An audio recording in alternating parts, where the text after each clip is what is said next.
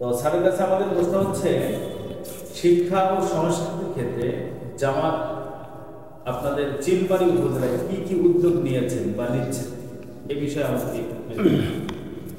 আলহামদুলিল্লাহ, আল কোরআন প্রচার সংস্থা আকপ বাংলাদেশ কর্তৃক আয়োজিত আজকের এই লাইভ প্রোগ্রামটি দেশ ও প্রবাস থেকে যারা দেখছেন এবং শুনছেন তাদেরকে আমার পক্ষ থেকে শুভেচ্ছা ও অভিনন্দন। আমি যে প্রশ্নটা আমাকে করা হয়েছে সেটা হচ্ছে যে শিক্ষা ও সংস্কৃতির ক্ষেত্রে বাংলাদেশ জামায়াতে ইসলামী চিনি উপজেলা শাখার পক্ষ থেকে চিন্তাভাবনা কী।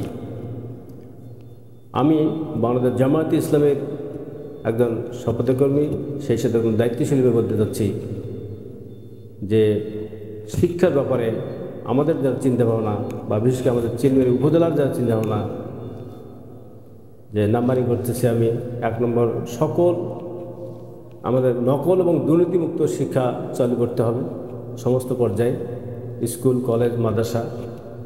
এরপর হচ্ছে যে যোগ্যতার ভিত্তিতে আমাদেরকে প্রতিটি ক্ষেত্রে শিক্ষক নিয়োগ করতে হবে, নিয়োগদান করতে হবে। এরপর হচ্ছে যে প্রতিটি শিক্ষা প্রতিষ্ঠানে যথানিয়মে শ্রেণীকক্ষে পাঠদান করতে হবে। এরপর হচ্ছে যে ছাত্রছাত্রীদের নিয়মিত শ্রেণীকক্ষে উপস্থিত নিশ্চিত করতে হবে। সর্বশেষ শিক্ষা সংশ্লিষ্ট সকলকে জবাবদিহিতার আওতায় নিয়ে আসতে হবে। সেই সাথে আমি বলবো যে চিলমারি উপজেলা একটা কুড়িগ্রাম জেলার মধ্যে দরিদ্রবর্গ এলাকা, নদী বেষ্টিত এলাকা।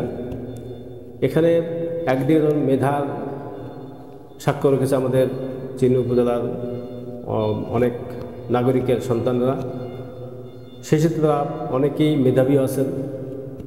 তো আমি যেটা মনে করি যে যদি আমরা শিক্ষার ক্ষেত্রে বিশেষ করে বাংলাদেশ সরকারের যদি বিশেষ দৃষ্টি থাকে এই উপজেলার প্রতি, তাহলে এই নদী ভাঙ্গন এলাকার, নদীবেষ্টিত এলাকার যারা অসহায় দরিদ্র মানুষ আছে তাদের সন্তানদেরকে যদি ভালোভাবে শিক্ষার সুযোগ দানের ক্ষেত্রে তাদেরকে যদি সুযোগ দেওয়া যায় এবং যারা বিশেষ করে গরিব মেধাবী যারা আছে তাদেরকে যদি শিক্ষার আওতায় নিয়ে আসা যায়, তাহলে আমার বিশ্বাস আগামীতে চিলমারি উপজেলার পক্ষ থেকে অনেক মেধা এখানে তৈরি হবে এবং যারা দেশ, সমাজ এবং জাতির জন্য কার্যকরী ভূমিকা পালন করতে বলে আমার বিশ্বাস।